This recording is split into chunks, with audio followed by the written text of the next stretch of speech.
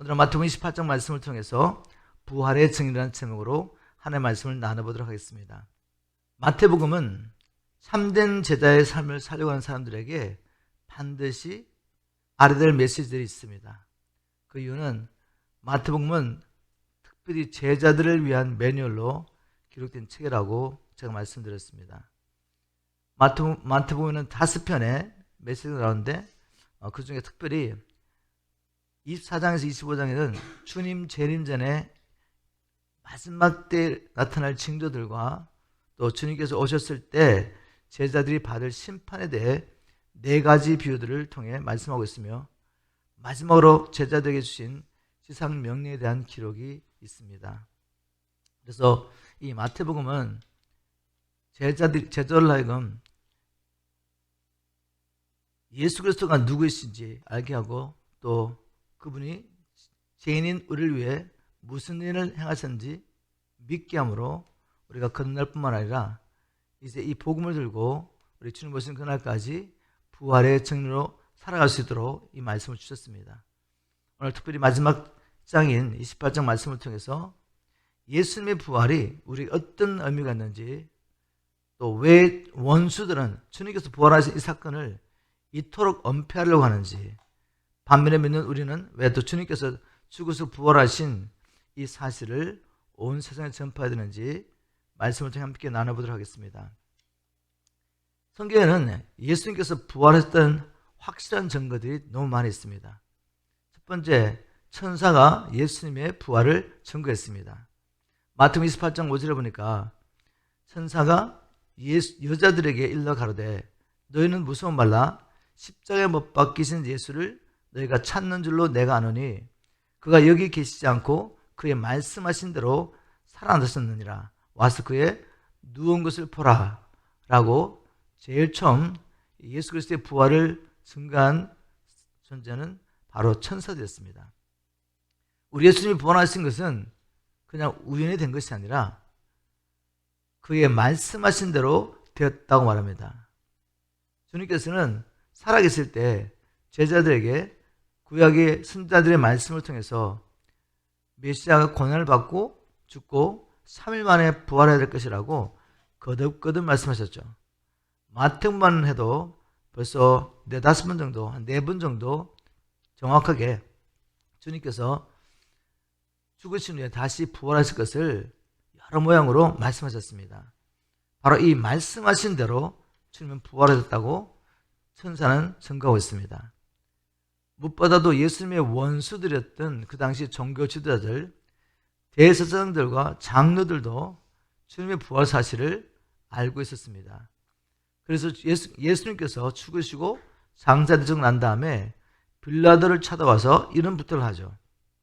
마태복음 27장 62절 63절, 그 이튿날 예비일 다음 날이라 대제사장들과 바리새인들이 함께 빌라도에게 모여 가로되 주여 저 유혹하던 자가 살았을 때 말하되 내가 사흘 후에 다시 살아나리라 한 것을 우리가 기억하나이다. 즉 예수님의 원수들까지도 예수님이 부활했을 것에 대해서 들었다는 거죠. 그래서 군병들을 보내서 혹시 제자들이 시체를 도둑질하고 난 다음에 부활했다는 말하지 못하도록 군사를 보내서 지켜달라고 부탁할 정도로 원수들까지도 예수님의 부활 사실에 대해서 알고 있었다는 것이죠. 천사가 증거한 것 외에 부활하신 주님을 목격한 사람들이 너무 많이 있습니다. 막달라 마리아와 다른 마리아가 예수님의 부활하신 모습을 보았죠. 또 엠마오로 가던 2 제자가 예수님을 만나서 예수님과 교제하고 또 떡을 뗄 때 눈이 열려서 예수님이 부활하신 것을 보게 됐습니다. 그리고 베드로에게 나타나셔서 부활하신 모습을 보여주셨고 11 제자들에게 나타나셨는데 처음에 나타나실 때 도마가 그 자리에 없었습니다. 10제자만 나타난 거죠. 그래서 도마 외에 10제자가 부활하신 주님의 모습을 보았습니다. 나중에 도마가 와서 다른 제자들의 증거를 듣게죠. 다른 제자들이 그에게 이렇게 말합니다. 우리가 주를 보았노라.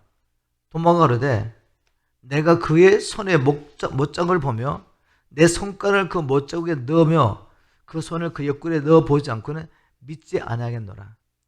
10제자들이 주님이 부활하신 모습을 보았다고 증거했는데 또 그 외에 다른 제자들이 또 증거했죠. 여전히 도마는 믿지 못합니다. 내가 정말 부활하신 그 주님의 손을 만져보고 옆구리에 손을 넣어보지 않고 믿지 않겠다고. 나중에 예수님께서 도마도 함께 있을 때 11제자에게 나타납니다. 그리고 주님께서 말씀하시죠. 도마에게 이르시되 내 손가락을 이리 내밀어 내 손을 보고 내 손을 내밀어 내 옆구리에 넣어보라. 그리하고 믿음 없는 자가 되지 말고 믿는 자가 되라. 그 외에도 사도 바울이 고린도전서에 기록한 것을 보면 수많은 증인이 나타났습니다. 고린도전서 15장 3절부터 8절까지 바울은 예수님을 본 증인이 이토록 많다고 고백하죠. 내가 받은 것을 먼저 너에게 전하였노니 이는 성경대로 그리스도께서 우리 죄를 위하여 죽으시고 장사하시는 바 되었다가 성경대로 사흘 만에 다시 살아나사 게바 베드로에게 보이시고 후에 12제자에게와 그 후에 500명 형제에게 일제히 보이셨나니 그 중에 지금까지 태반이나 살아있고 어떤 이는 잠들었으며 그 후에 야고보에게 보이셨으며 그 후에 모든 사도에게와 맨 나중에 만삭되지 못하여 난자 같은 내게도 보이셨느니라. 사도행전 1장 3절에 보면 헤바디스 후에 또한 저에게 확실한 많은 증거로 친히 사심을 나타내사 40일 동안 저에게 보이시며 하나님 나라 일을 말씀하시니라. 다시 말해서 예수님이 부활하신 모습을 본 사람들이 수없이 많다는 것이죠. 주님이 부활하셨다는 것에 대해서는 이제는 의심할 여지가 없는 것입니다. 무엇보다도 예수님의 이름으로 나타나는 역사들만 보아도 주님은 죽으신 것이 아니라 지금도 살아계셔서 제자들과 교회와 함께 한다는 것을 알 수가 있죠. 예수님이 죽으시고 예수님 그분이 존재한다면 어떻게 그 예수의 이름으로 지금도 표적과 기적이 일어나겠나 이 말이죠.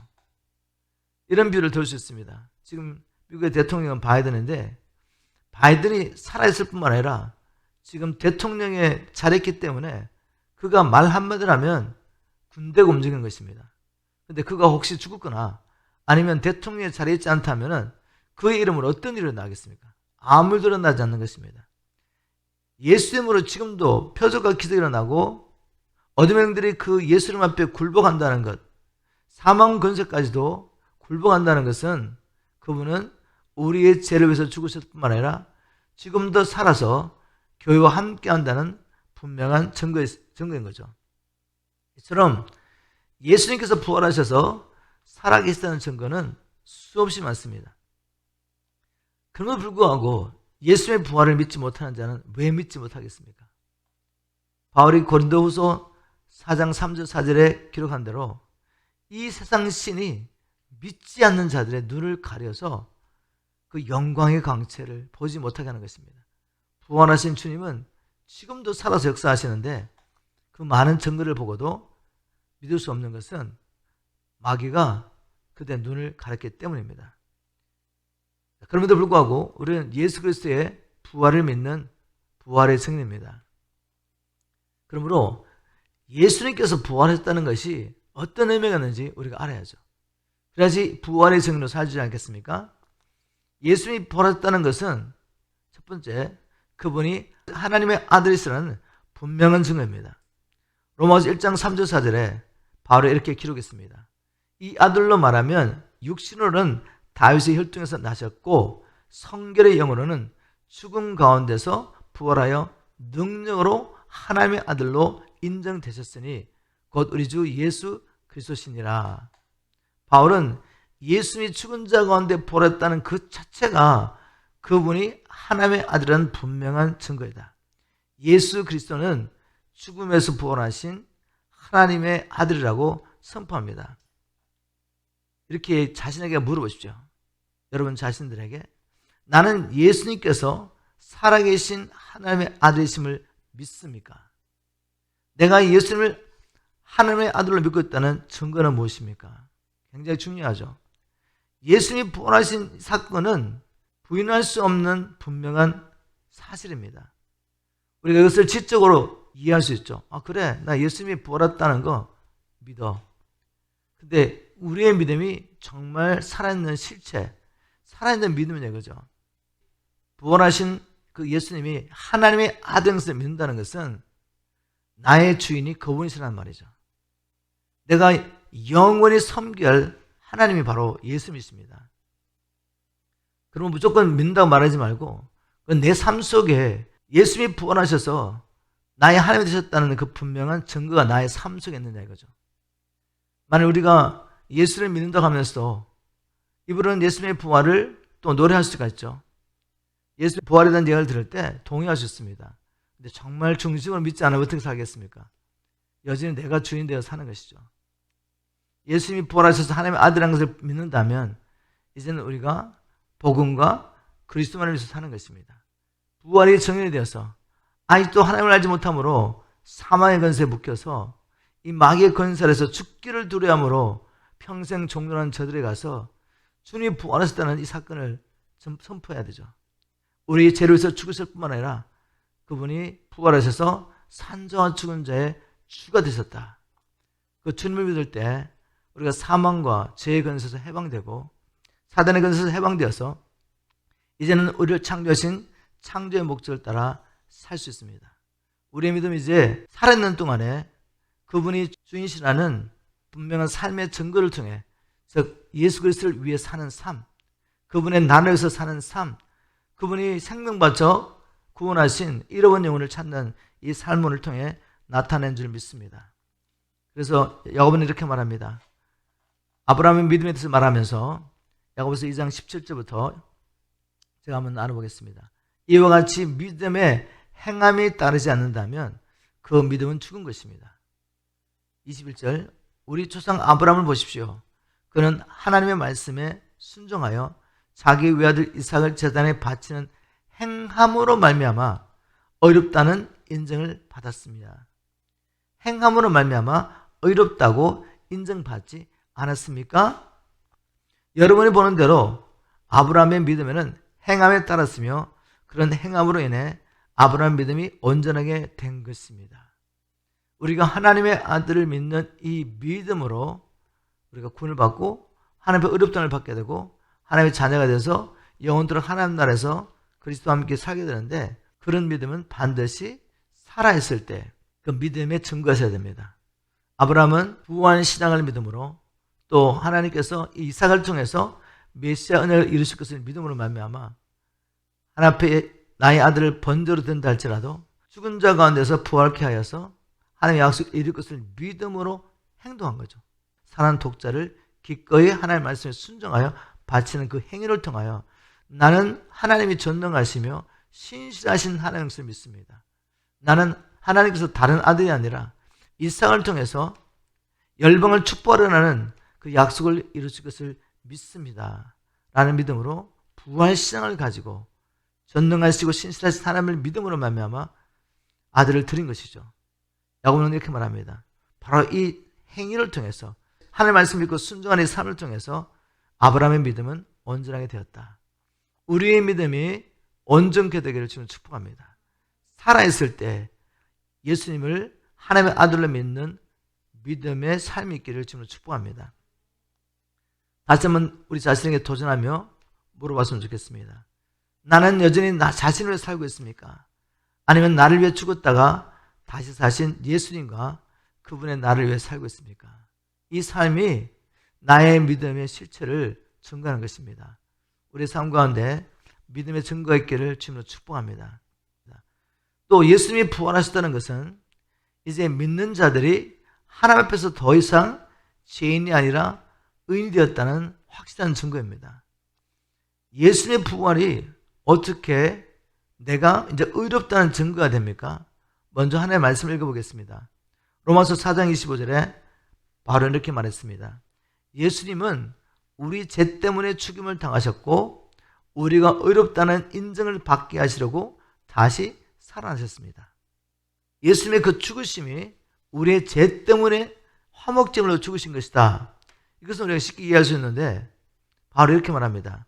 그분의 부활은 그럼 무엇이냐? 주님이 부활했다는 것은 우리가 의롭다함을 받았다는 증거가 된다. 주님의 부활은 우리가 이제 하나님 앞에 죄인이 아니라 의인이라는 확실한 증거이다 라고 말했습니다. 자, 그 말이 무슨 의미인가 하면 예수님의 부활하심이 어떻게 하나님 앞에서 우리가 어렵다는 인정을 받게 되는 것인지 한번 잘 생각해 보십시오. 죄의 삭은 사망입니다. 만일 예수님의 그 죽으심이 온전했다면, 죄의 삭을 다 치부렸다면 더 이상 이제 죄가 없기 때문에 사망이 우리를 붙잡지 못합니다. 만일 예수님의 죽으심이 나의 죄값을 온전히 지불하지 못했다면 주님은 여전히 사망 권세 아래에서 되겠죠. 그렇지만 예수님의 그 죽으심이 나의 죄값을 온전히 지불하여서 죄가 없는 의인이다. 의인이라면 사망의 권세는 더 이상 효력을 발휘할 수 없습니다. 사망의 권세가 우리를 붙잡을 수 있는 것은 죄값이 치불되지 않았기 때문에. 그러나 죄값이 온전히 치불되었다면 사망 권세는 더 이상 우리에게 영향을 미치지 못합니다. 이해하시겠어요? 너희들은 죄인이 아니라 어렵다를 받았다는 것을 부활을 통해 증거한 것입니다. 예수님의 부활은 우리가 이제 더 이상 죄와 사단의 권세가 있지 않다. 죄 문제 해결되었고 우리는 의인되었다는 증거죠. 그래서 우리는 이제 히브리서 10장 19절 말씀처럼 그러면 형제들아 이제 우리는 예수 그리스도께서 흘리신 그 피로 인해 담대한 마음으로 하나님께서 계신 지성소로 들어갈 수 있게 되었다. 의인이었기 때문에 사단의 권세에서 해방됐을 뿐만 아니라 이제는 하나님 앞에 담대히 나갈 수 있게 된 것입니다. 저는 어제도 이 말씀 묵상하면서 주님 이 특권을 마음껏 누리게 도와주십시오. 왕 중의 왕이신 하나님께 우리가 언제든지 예수의 피를 힘입어서 하나님 앞에 나가서 하나님과 교제할 수 있다는 것이 얼마나 놀라운 특권입니까? 내가 미국의 대통령 그 사무실에 언제든지 가서 나의 필요를 이야기하고 이 나라를 위해서 내가 필요한 모든 것을 받아낼 수 있다면 우리가 얼마나 자주 그 권리를, 특권을 사용하겠습니까? 누리겠습니까? 마찬가지죠. 하나님께서는 예수 그리스도 안에서 우리에게 모든 신령한 복들을 주셨습니다. 생명과 경건에 속한 모든 걸 주셨습니다. 능력과 권세가 우리에게 있습니다. 그런데 이것을 누리지 못한 이유가 무엇이겠습니까? 우리가 얻지 못하면 구하지 아니하며 구하여도 받지 못하는 것은 정죄에 쏠리고 잘못 구함이니라. 하나님 나라와 영광을 위해서 무엇이든지 구한다면 우리는 얼마든지 언제든지 하나님의 응답을 받을 수 있는 거죠. 예수 그리스도한테 이미 우리에게 다 주셨기 때문에 자기 아들을 아끼지 아니하시고 우리 모든 이를 위해서 내오신 그 하나님께서 그 아들과 함께 모든 것을 언사로 주시지 않겠느냐. 하나님 나라에서 필요한 모든 것이 우리에게 있습니다. 우리가 이렇게 하나님 임재 안에 들어가서 하나님 보좌 앞에 가서 이 모든 것을 구할 수 있도록 예수 그리스도께서 우리에서 죽으시고 우리의 죄값을 치를 뿐만 아니라 이제는 우리가 의인되었다는 증거로서 부활하신 것입니다. 예수의 부활을 믿는 저와 여러분 이 특권을 누리며 하나님 앞에 나가기를 주님을 축복합니다. 저는 하나님 앞에 기도합니다. 주님 기도를 가르쳐 주십시오. 이 놀라운 특권을 누리다가 주님 앞에 갈 수 있도록 주님 저에게 기도를 가르쳐 주십시오. 죽어가는 영혼들이 너무나 많이 있습니다. 하늘의 능력이 필요한 사람들이 너무 많이 있습니다.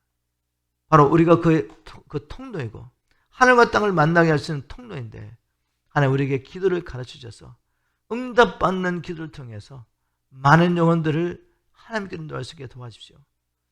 우리 주님께서 말씀하십니다. 그것은 내가 정말 원하는 거야.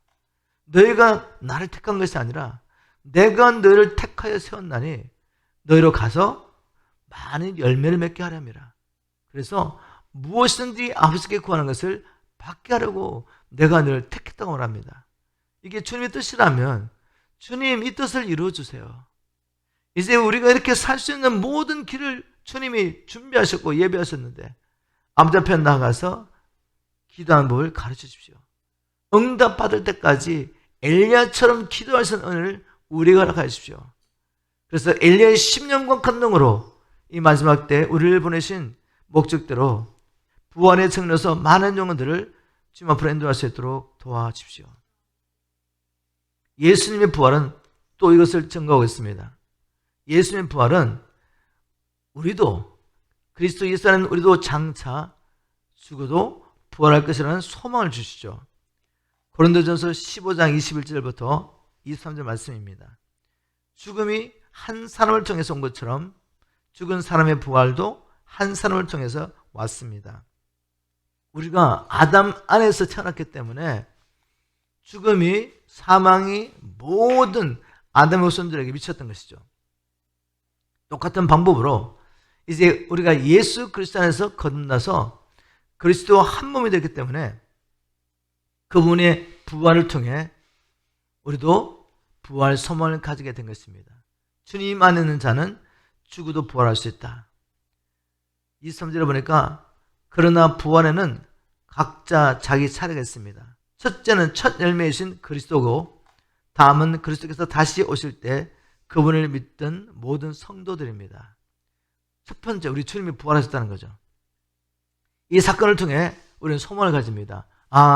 주님이 부활하셨으니 주님 안에 있는 나도 죽어도 부활하게 될 것이다. 주님이 다시 오실 때 우리는 부활할 것을 믿습니다.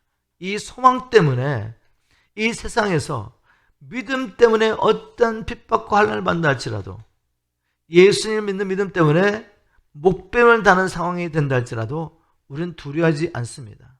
이 부활 소망이 확실하다면 우리는 죽으라는 것은 무엇입니까? 끝이 아니라 죽음을 통해 하나님 나라에 들어가는 것이죠. 그리고 예수를 믿는 믿음 때문에, 예수님 때문에 우리 핍박과 환난을 받다가 순교하게 됐다면 주님 오실 그날 우리에게 줄 영광이 얼마나 놀랍겠습니까? 그 믿음 때문에 죽음을 두려워하지 않습니다. 바로 이렇게 부활 소망 가운데 사는 자들, 그리고 하나님 나라를 기대하는 자들, 그 나라를 꿈꾸며 그 나라를 이루며 사는 자들, 이런 자들을 통해 지금도 복음은 열방을 향해 달려가고 있습니다. 이스라엘 향해 달려가고 있습니다. 이제 장차 어떤 어려움이 시간 온다 할지라도, 즉 그리스도 통치하에서 열방 가운데 모든 죄에 몸든 교회가 핍박받는 그때도 우리가 두려워하지 않는 것은 우리에게, 예수 안에 있는 우리에게 부활 소망이 있기 때문에, 바로 이 부활 소망을 붙잡는 것이 얼마나 중요한지 모릅니다. 그래서 고린도전서 15장 55절에 보면 바울이 이렇게 선포합니다. 사망아, 너의 이기는 것이 어디 있느냐? 사망아, 너의 쏘는 것이 어디 있느냐? 우리에게 이런 담대함이 있어야 됩니다. 죽음을 두려워하면 마귀에 묶이게 되죠. 바로 이 두려움에서 우리를 건져내시기 위해서 우리 주님께서 오셔서 우리의 죄값을 지불하시고 사단의 권세, 사망의 권세 잡은 자 사단의 권세를 깨뜨리시고 부활하신 것입니다. 이 소망 가운데 남은 생에 정말 복음 전하며 주님 오시기를 예배하는 저와 여러분 되기를 주님으로 축복합니다. 예수님의 부활은 이렇게 많은 증거가 있고 예수 그리스도의 부활을 통해서 이런 일들이 일어났습니다. 자, 부활을 엄폐하는 자들이 28장에 기록됐는데, 마태복음 28장 11절부터 15절 가운데 이 부활을 엄폐하는 자들에 대한 기록이 있습니다. 여자들이 갈새 파수꾼 중 몇이 성에 들어가 모든 된 일을 대제사장들에게 고하니, 자, 여자들은 예수님의 부활했다는 것을 깨닫고 너무 기쁨으로 제자들이 알려주려고 하죠. 그런데 예수님의 모둠을 지키고 있던 파수꾼들은 너무나도 두렵고 떨림으로 이제 이 소식을 종교 지도자들이 그 당시 대제사장들과 장로들에게 가서 고백합니다. 그들이 장로들과 함께 모여 의논하고 군병들에게 돈을 많이 주며 가로되 너희는 말하기를 그의 제자들이 밤에 와서 우리가 잘 때 그를 도적질에 갔다 하라. 만일 이 말이 총독에게 들리면 우리가 군하에 너희로 근심되지 않게 하리라 하니, 군병들이 돈을 받고 가르친 대로 하였으니 이 말이 오늘날까지 유대인 가운데 두루 퍼지니라. 부활했던 사실이 분명하잖아요. 군병들이 보았습니다. 그래서 종교 지도자들에게, 제사장과 장로들에게 말했습니다. 그러면 인정해야 되는데 끝까지 예수님의 부활을 엄폐하러 하죠. 왜 이렇게 대제사장들과 유대인들의 장로들은 주님의 부활을 엄폐하러 갑니까? 주님의 부활을 인정하는 그 순간 나사렛 예수는 무엇이죠? 그들이 경멸하고 십자가 못 박아 죽였던 나사렛 예수는 하나님의 아들이심을 인정하지 않을 수 없는 것입니다. 그런데 그들은 나사렛 예수를 하나님을 모독한 자라고 정죄하고 십자가 못 박았지 않았습니까? 그들은 자신의 영혼을 돌보지 않고 사람들을 두려워해서 이걸 엄폐하러 갔던 것입니다. 그리고 이 세상의 부귀영화를 놓지 못하고 버리지 못하니까 결국 마귀의 종이 되어서 끝까지 예수님의 이 부활하심을 은폐하러 가죠. 은폐하러 간다고 은폐가 되겠습니까? 무엇보다도 마귀는 예수님이 부활했다는 이 사실을 사람들이 알지 않기를 원하죠. 예수님이 부활했다는 건 무엇이죠? 그가 이미 심판을 받았다는 말이죠. 그의 권세가 깨트려졌다는 것입니다. 누구든지 예수를 믿는 모든 자, 그 영혼을 가게 해야 된다는 것을 의미하는 것입니다. 그래서 자기의 정도를 통해서 어떻게든 예수님의 죽으심과 부활하심 이 복음을 은폐하려고 하고 왜곡하려고 하죠. 그래야지 자기의 나라가 설 수 있기 때문에. 마귀가 주님의 부활하심을 사람들이 아는 것을 원하지 않습니다. 그래서 그의 정도를 통해 지금 오늘날까지 1세기 때 교회뿐만 아니라 지금까지 마귀는 예수님의 이 부활 사건을 은폐하려 합니다. 어떻게? 복음을 왜곡함으로. 예수님이 죽으시고 부활하셨다는 것을 다 말로는 할 수 있죠. 그런데 예수님이 죽으시고 부활하셔서 우리와 함께 있다면 무엇이 나타나야 됩니까? 복음의 능력이 나타나야죠. 그래서 왜곡된 복음은 예수 그리스도를 믿음으로 지금 우리가 복음의 능력을 누리는 것에 대해서는 말하지 않습니다. 오히려 은혜로 구원을 받았기 때문에 내가 계속해서 죄 가운데 살고 죄의 종이 되어 살아도 구원에는 문제가 없다라고 말하죠. 여러분, 이런 복음을 전하면 결국 부활의 능력을 부인하는 것입니다. 예수님이 부활하셔서 지금도 우리와 함께 하시다면, 그래서 그분을 믿음으로 말미암아 죄와 사단의 권세에서 우리가 해방되었다면 자유함을 경험해야죠. 어떤 자유함?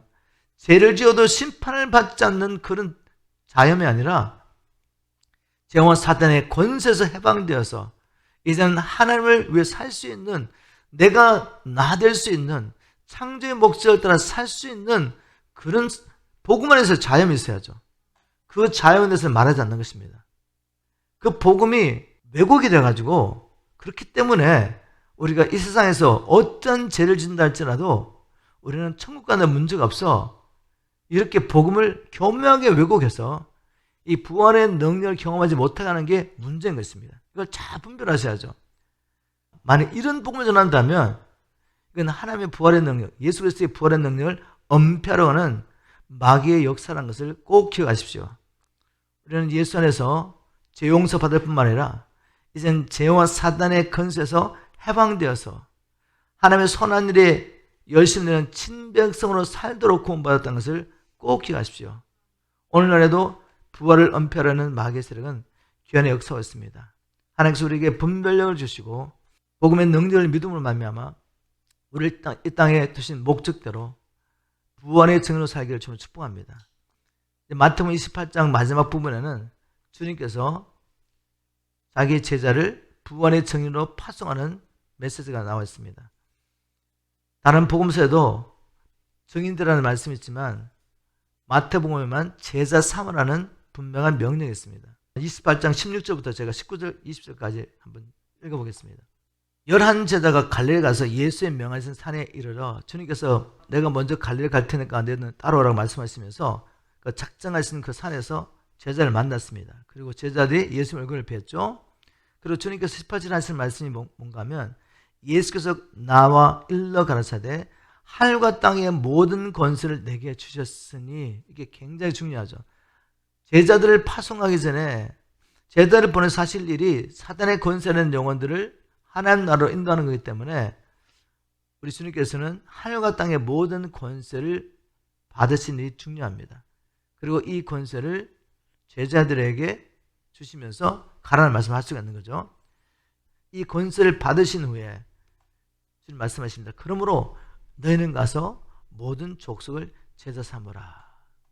주님께서 나를 구원하신 목적이 죄를 지어도 천국 들어가기 위한 것이 아니라 창세전에 예수 그리스도 안에서 우리를 창조하신 창조의 목적을 따라 선한 데에 열심히 내는 친백성으로 구원하셨다는 것을 믿는다면 우리 주님은 분명하게 우리가 무엇을 해야 할 것인지 말씀하셨습니다.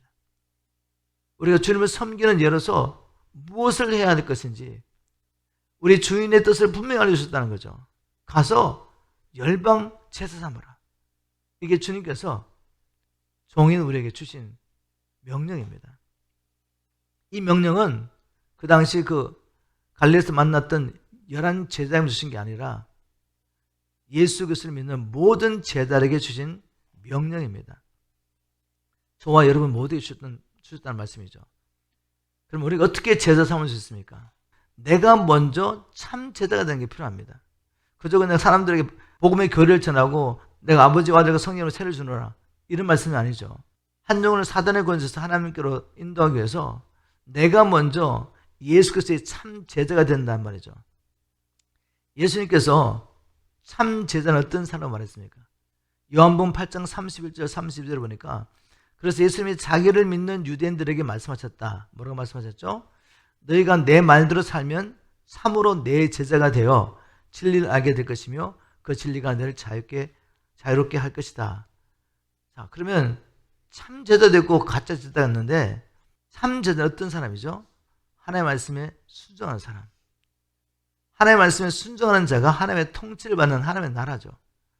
그런데 믿습니다고 말하면서도 여전히 내가 주인 되어 사는 사람, 그 사람이 얼마든지 교회 와서 종교행위 열심히 할 수 있습니다. 열심히 봉사할 수 있고 11조 할 수 있고 예수님 당시에 바리새인처럼 성경도 많이 알고, 그런데 그 심령으로 내 마음 안에 주님이 오셔서 나를 통치하지 않는다면, 말씀에 순종하지 않는다면 그는 참 제자가 아닙니다. 내가 가짜 제자, 종견이에요. 종견에 나가가지고 어떤 교리를 전하고 교리를 설명하고 그 교리에 동의한다고 그 사람에게 세를 주고 또 성경 말씀을 가르쳐가지고 제자 삼도가 삼는데, 그러면 가짜 제자가 제자를 삼으면 어떤 제자가 나오겠습니까? 참 제자가 나올 수가 있겠어요? 가짜 제자가 나오는 거죠. 그래서 우리가 예수 그리스도의 말씀에 순종하여서 열방을 제자 삼으려면 먼저 내가 참 제자야 된다. 저와 여러분이 참 제자의 삶을 살기를 주님을 축복합니다. 우리가 먼저 하나님의 말씀을 알고 그 말씀에 순종하며 하나님의 나라가 되어야지. 이 나라가 가는 곳마다 하나님의 나라의 능력이 나타나서 우리가 전하는 복음을 통해서 사단의 권세를 얻던 자가 주님 앞에 돌아오고 그도 예수를 믿음으로 하나님의 백성이 되고 또 우리를 통해 말씀을 배우고 훈련을 받고 참 제자의 삶을 살 수가 있는 것입니다. 즉 가서 복음 전하는 삶을 살 수가 있는 거죠. 우리 주님께서 가서 제자 삼으러 가시면서 아버지 아들과 성령으로 먼저 세례 주러 갔는데, 자, 이 말씀의 의미가 무엇입니까? 그저 아버지와 아들과 성령으로 세례 주면 되는 것입니까? 그게 아니죠. 세례를 주기 전에 먼저 전제 조건이 무엇입니까? 예수를 믿지 않는 영혼은 마귀의 권세를 했습니다. 우리도 예전에 이 세상 풍속을 쫓으며 우리의 마음에 원하는 것 따라 살면서 이 세상의 권세 잡은 자 마귀의 순종을 살았죠. 그래서 하나님의 진노를 받을 수밖에 없는 진노의 자녀였습니다. 우리는 마귀에 속했던 자이죠. 근데 마귀에 속했던 우리가 이제 하나님께 속한 자, 예수 그리스도에게 속한 자가 됐는데 어떻게 이 일이 가능했습니까?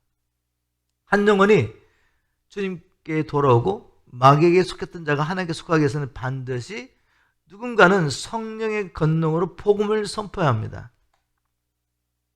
죄가 무엇인지 분명하게 알려주고 그 죄의 결과가 무엇인지 분명히 알려주고 여기서 구원받을 수 있는 길이 오직 예수 그리스도를 구주와 주로 믿는데 생명 얻는 회개를 통해서 예수 그리스도를 구주와 주님으로 믿어야죠.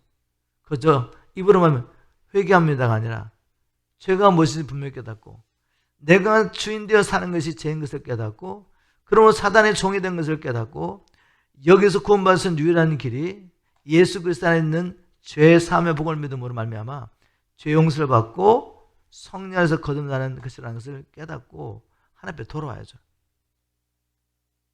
그래서 아버지와 아들과 성령으로 세례를 준다는 것은 바로 이런 전제 조건이 있는 것입니다. 우리가 저뿐만 아니라 여러분 한 분 한 분 예수의 제자가 누구를 만나든지 그들에게 성경을 열어서 복음을 선포할 수 있어야 합니다. 복음을 선포하고 그들이 참으로 회개하고 성령을 받은 증거가 있을 때 어떻게 합니까? 믿는 자들 그 공동체 가운데 이 형제도 이 자매도 우리와 함께 하나님의 자녀가 되었습니다. 예수 그리스도를 믿는 자가 되었습니다. 라는 것을 공식적으로 선언하는 것이 무엇입니까? 바로 아버지와 아들과 성령으로 세례주는 침례주는 이 사건이죠. 여기에 또 다른 영적 의미가 있습니다. 아버지와 아들과 성령으로 세례를 준다는 것은 이제 이 사람은 이 형제는 마귀의 자녀가 아니라 하나님의 자녀가 되었습니다. 마귀의 가족이 아니라 이제 하나님 나라의 하나님의 가족이 됐습니다. 라는 증거죠. 바울은 고린도전서 12장 13절에 유대인이나 헬라인이나 종이나 자유자나 우리는 모두 한 성령으로 세례를 받아 한 몸이 되었고 그래서 모두가 한 성령을 마시게 되었습니다. 라고 기록하고 있습니다.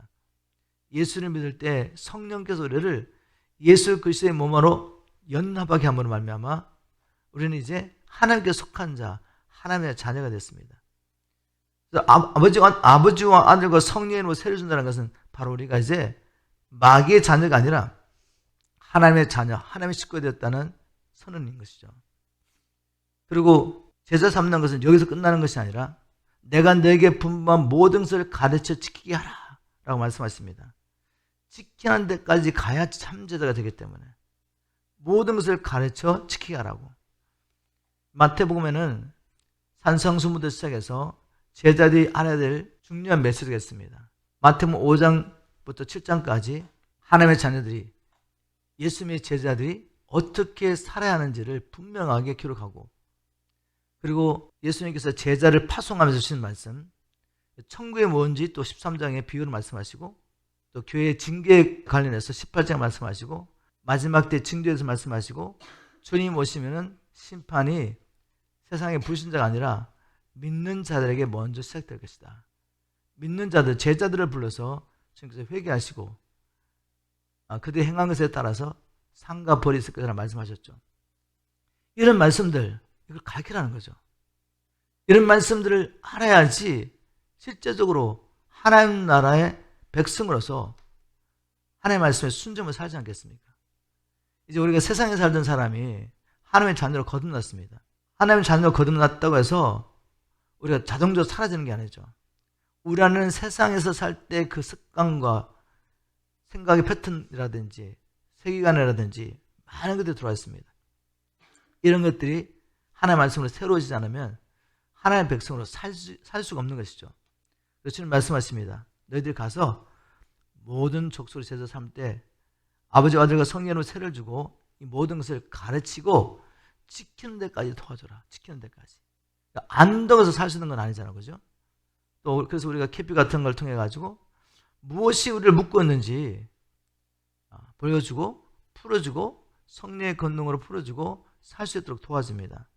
그래서 제자를 삼으라는 것에는 하나님의 말씀을 살아내는 데까지 도와주는 데까지 포함되는데 주님 우리가 일을 어떻게 할 수가 있겠습니까?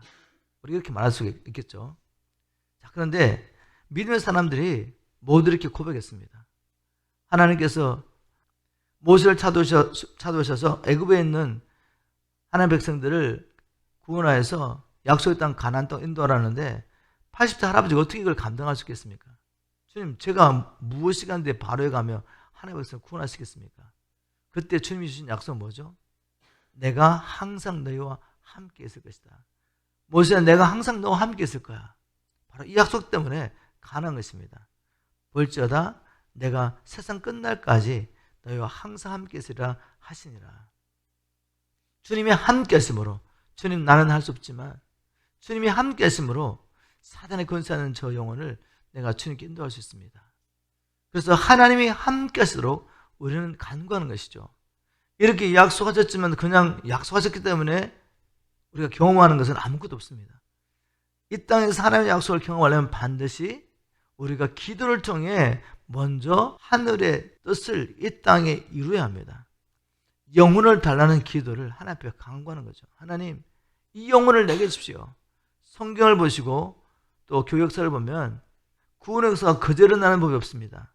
누군가는 해산의 고통을 지나간 것입니다. 바울도 해산의 고통을 통해서 그가 가서 복음 전하는 곳에 교회가 세워졌던 거죠.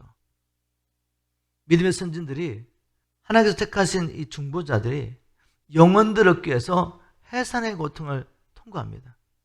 그 과정을 통해 복음 전하는 자에게 성령의 권능이 임하고 성령의 능력을 복음 전하기 때문에 그들이 그저 교를 이해하고 표면적으로만 아멘하고 그냥 교인이 되는 게 아니라 성령의 권능이 임할 때 죄를 깨닫게 되고 진정한 회개가 이루어지게 되고 하나님의 사랑이 경험되어지고 성령 안에서 거듭나게 되고 무엇보다도 그 사랑이 그들을 이끌어가기 때문에 남은 생에 자기를 부인하고 하나님께 순종한 삶을 살 수가 있는 것입니다.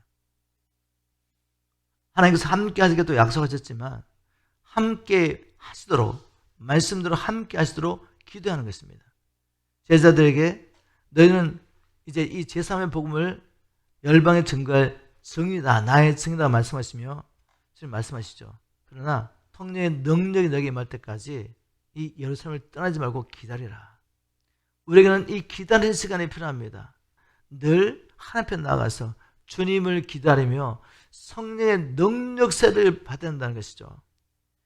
성령의 능력세를 사모하며 주님, 제가 복음을 전하지만 성령께서 함께 능력으로 역사하지 않으면 한 영혼도 주님 앞에 회복할 수 없습니다. 돌이키게 할 수 없습니다.